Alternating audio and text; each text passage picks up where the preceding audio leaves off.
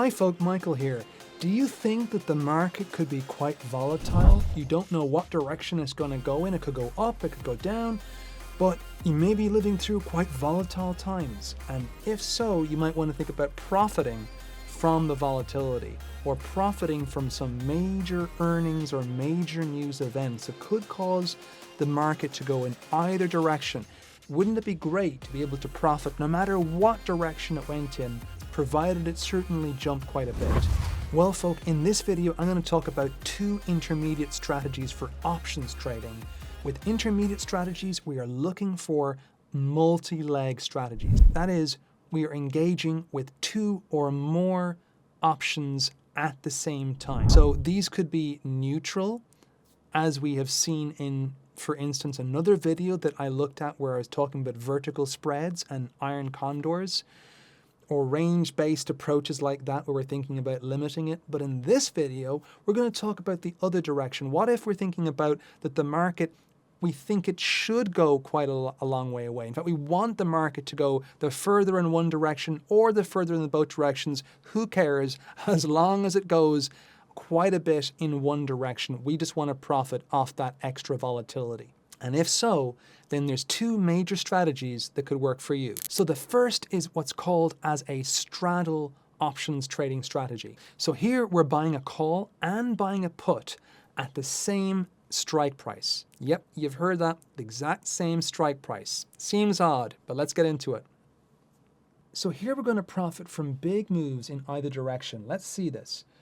So the strike price here is at 100. We're going to buy a call and buy a put at this 100. So again, we're paying a premium. Maybe the premium is a little different. Maybe it's more costly for put insurance. Maybe it's a little bit less costly for buying a call. But we're going to be paying these premiums. And as a result, because we're buying both, if we're just buying one, let's say we're just buying the long call, we're paying this between 0 and let's say -4 or right thereabouts. Obviously, with the long call, we're being optimistic. So the further the market goes up, eventually we're going to cut 0. So we've covered the actual cost of buying the option, the call option. And as the stock goes up higher and higher and higher, we're going to be benefiting more and more because we now own that stock. Again, we can buy at, let's say, 100 and we can get in and it's worth all this amount of money, right? So we're making profit the further it goes up. On a put, when you're pessimistic or bearish, we're thinking about buying the actual price, which is the gap between 0 here and let's say almost -5. That's the premium, let's say, for buying a put. And again, we can get the put at 100, so we can sell at 100. So as the price starts to fall, it's looking more and more lucrative, right? It means that, well, right now to buy the particular stock, it could be like 85 or 90, but we have the right to sell at 100. So we can profit that difference here, the 10, right, between 90 and 100, but we've paid about 5. So 10 minus 5 gives us a profit of 5. We've paid 5 for buying the actual put option. We've made 10 in terms of the actual difference between what we can buy it at 90 and sell it at with the option. Put option is 100, but we're paying that 5 for the premium of the option to basically buy. So we're paying 5, getting a profit of 10. So the net profit is going to be 10 minus 5 or 5. And obviously the lower the actual price goes here, the better, right? Because you can get in at 80, but we have the right to sell at 100. So making 20, but then paying the actual option price meant that our net profit is 20 minus 5, and therefore our net profit is 15. So the lower it goes, the better. So the higher it goes, the better for longing a call. The lower that goes, the better for longing a put. But look, if we just owned the actual long put, we'd be in the negative if it was flatlining or going positive. If we just owned the long call, we're thinking it's going to go up, well, we'd be negative if it was either flatlining or going negative. Here, as long as it either goes up by a bit, a good bit, or goes down by a good bit, maybe there's a major news event like who's going to be the next chairperson of the Fed, or who's going to be the new CEO of some major company, or what's going to happen with the new tariff plans, or what is the new unemployment numbers going to be? Are they going to be higher than expected, lower than expected, right? Lower than expected. We think, okay, that's good news, so it should go up. whereas it's bad news the stock market should go down, for instance. So as long as we think there's going to be some volatility, we can benefit from this strategy called the long straddle, right? We're straddling in between and we're just hoping that it goes down or it goes up by a significant amount. So in this case, this is great. This straddle is great for earnings or major news events. Now, beyond a straddle, we can think about what's called a strangle. It is very, very similar to a straddle, but a strangle, these options are purchased out of the money.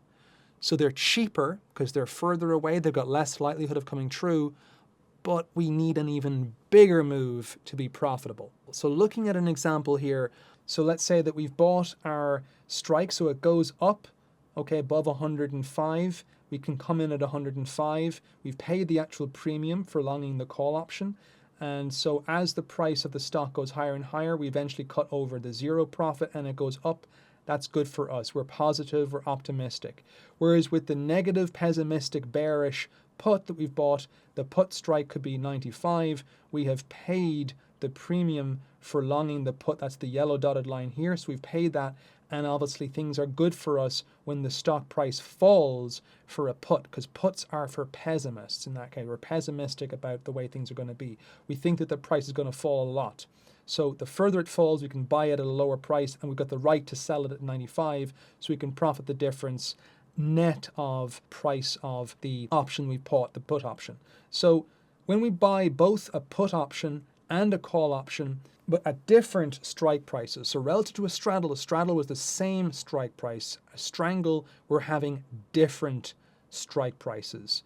So the market has to move by more, all right? It has to go further to the left. In other words, the price has to drop further, or further to the right, the price has to rise further before we make money.